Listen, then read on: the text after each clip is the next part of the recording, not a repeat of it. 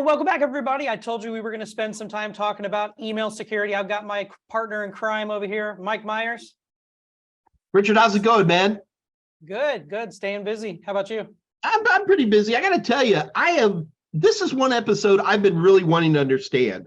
And if it's okay with you, I want to take this kind of from a Soho, one mail server kind of setup, which I've done. I'm not going to tell you the first time I set up an email server. And I want to kind of look at it from my side. And if we can take that and use that as a jumping point to talk about how SOCs deal with enterprise level email security would be huge. So yeah, absolutely. I mean, there's so much to talk about with email, to be perfectly honest.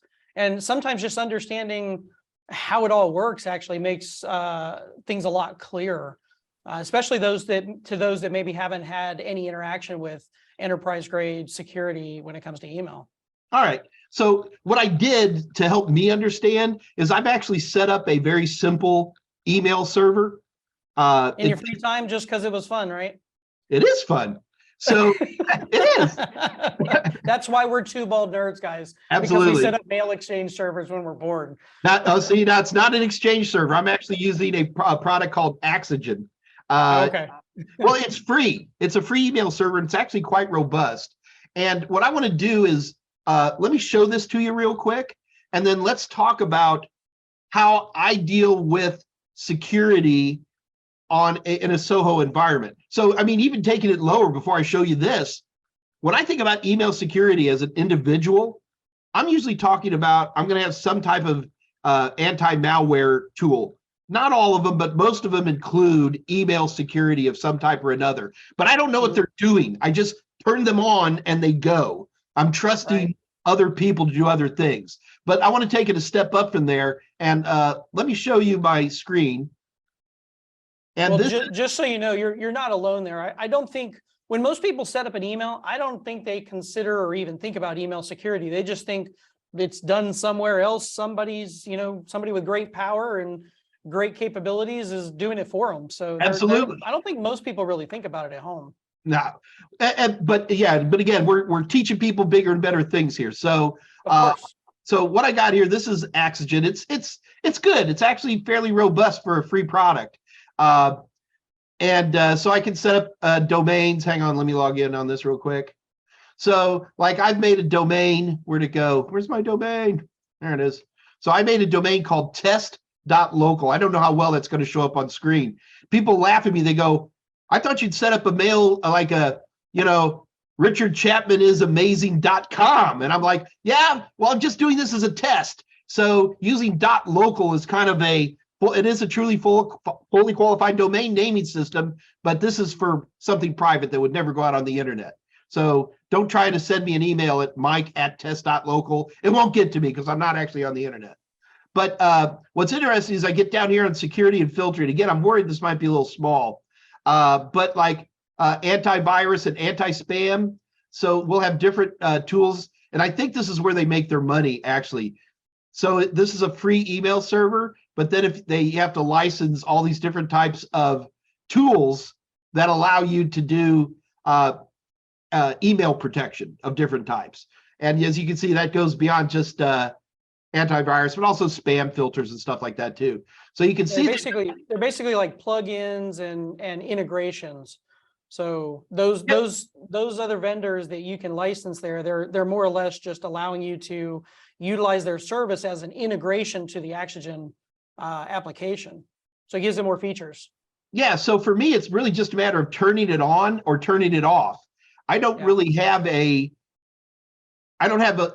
easy solution. I know if I was using Exchange server and stuff like this, there's a lot more power to it. But so this is what I know. So let me turn this off and let me ask you a question. Okay, Richard, what tools do you guys use for email security in a SOC? What do you teach at CyberNow Labs?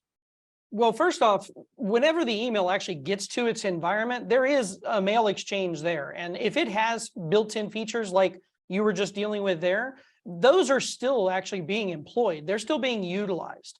but that is not enough. It really is just, it's not robust enough. It's not fast enough. It's not really enough, right? So what ends up happening is we end up with an intermediary, almost like a man in the middle kind of situation, where ProofPoint is sitting out in the cloud somewhere, and our emails are going to that cloud location to an application ProofPoint. And it's analyzing all of those emails and so forth before it actually gets to the mail exchange and then gets distributed to the different users' inboxes, or not, based on, you know, the activities. So I'm speculating in all probability that you probably have an MX record in your DNS that points to ProofPoint, and Correct. then ProofPoint does whatever voodoo it do, and then sends it back to my email server. Exactly right. Yeah. And again, that's why I say it's kind of like a man in the middle, because it's intercepting the mail before it actually makes it to our mail exchange, so that it can eliminate or block those malicious emails before they ever even make it to our environment. But it's interesting. You said that if I have any antivirus, anti-malware, anti-email tools, that ProofPoint, am I saying it right? So ProofPoint can work with those. Oh, absolutely. I mean, they really are kind of working separately, though. Keep that in mind. Two separate filters in the pipe. Yeah, it's almost like it's defense and layer. You know, it's an intelligent thing to make sure you've got layers of defense, not just one, right? So if one fails or misses something, then the second one's going to capture it. So, I mean, ProofPoint is kind of like the first line of defense, and it's pretty dang effective, I got to say. So that means that you're relying on those other tools maybe a little bit less. Those integrations that you had there in that mail, in that application, you don't have to rely on those as much. And ProofPoint, all they do is focus on these emails and focus on being able to block malicious traffic, block emails with bad malware attached, or links that actually take you to bad places. So believe it or not, even ProofPoint has additional features that it can do beyond just that. Like, for instance, we have a service applied to ours called ProofPoint Trap. And that actually allows it to even recursively do some removal after the fact of emails from the email boxes as well too. So it can actually connect with the email exchange and almost purge emails from users' inboxes also. So they're pretty powerful. There's a lot of things that they can do, but at the end of the day, it's all about security. It's all about keeping those bad people out of our environment as much as we can, because as much as we hate to say it, carbon units are generally the biggest vulnerability in most security environments, sadly. Yeah, it happens. So, we used to call it PEBCAC. Did you ever hear that term? I've heard it feel like EBCAP, error between user and keyboard, something like that. Yeah, that's it, PEBCAP. Problem exists between keyboard and chair. There you go. Well, that's fascinating. What about ID10T error? Oh yeah, that's a classic. Yeah, ID10T. Sorry. You got to make them write it down. Yeah, I think that came out in World War II. So I assume that ProofPoint has competitors. Yeah, of course. Could you name a couple of? Do you know any others off the top of your head? Yeah, FireEye EX is one that I'm familiar with, used in my MSSP. Microsoft actually, as part of their Defender suite, they actually have an email client as well too. There are other ones out there. Off the top of my head, I'm forgetting some of the other ones, but there are absolutely competitors to ProofPoint. They're not the only one. Okay, but ProofPoint is, you know, if you're going to talk about enterprise email security, you're going to be saying ProofPoint. ProofPoint's kind of the top of the line. I mean, they're definitely, you know, more costly, but they're also, I've seen claims of like 97, 98% effective.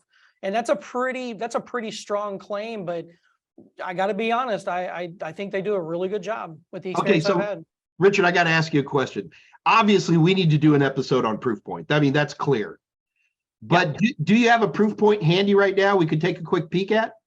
Yeah, give me 2 seconds here. Let me move my screen around here. I just want to give everybody a teaser for our next episode. I'm assuming it has a dashboard or something like that. Yeah, of course. Let me go ahead and share. Yeah, folks, you can tell that me and Richard carefully script all this because I'm throwing this at him out of nowhere.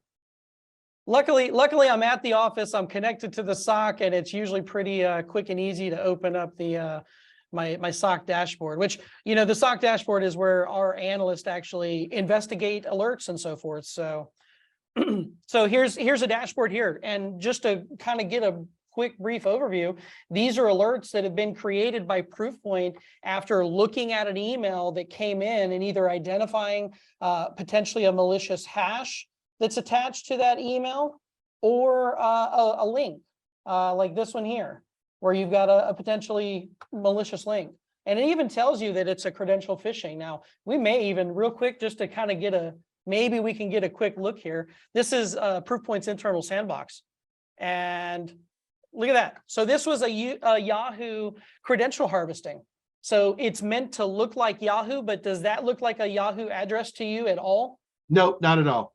Yeah. Now, to a normal user, they go, oh, it's just Yahoo. Let me go ahead and type in my credentials, then hit enter, and now you've just sent your credentials to a malicious. Gotcha. Entry. So, all right, Richard, don't give any more away. We're gonna have we'll have an entire episode on this so that folks can check that out. Man, I got to tell you, this was helpful. I thank you for introducing me to terms. I actually had heard of ProofPoint, but for me, I have to understand a little bit of what you call the engineering. For me, I need at least a little bit of understanding how the plumbing works. But the big thing in a SOC is you've got this thing up and you're dealing with these individual flags, incidents, alerts, notables, offenses. It depends on the tool. Everybody likes to call it something different. CrowdStrike calls it a detection. Splunk Enterprise Security, they call it notables. QRadar calls it offenses. Yeah, everybody has their own name, but it's all the same thing. It's an alert. It's a notification of a security event or a possible security event. Fantastic. Well, we almost have to have enterprise email security part 2. So folks, do us a favor. Be sure to watch our upcoming follow-up episode. It will be on the YouTube channel for CyberNow Labs, and we'll put it out all kinds of other places as well. And we're going to be diving deep into actually looking at what these tools do, looking at some real examples like we teased you a little bit today, but you're definitely going to want to check this out. And it's going to be a marvelous starting. I think I'm going to steal that. I'm going to be Fernando Lamas for here on in. Nice, love it. Well, anything else? Any other questions? I think we wrap it up for the day. I'm ready to. Let's go ahead and let's get that next thing shot, because I'm going to be learning here. So I like to learn, man. Cool, folks. Thank you so much, man. We'll see you on the next episode. This is Two Bald Nerds. I'm Mike Meyers. I'm Richard Chapman. If you like Two Bald Nerds, check out our entire playlist right here. It's a lot of fun. We'll see you there.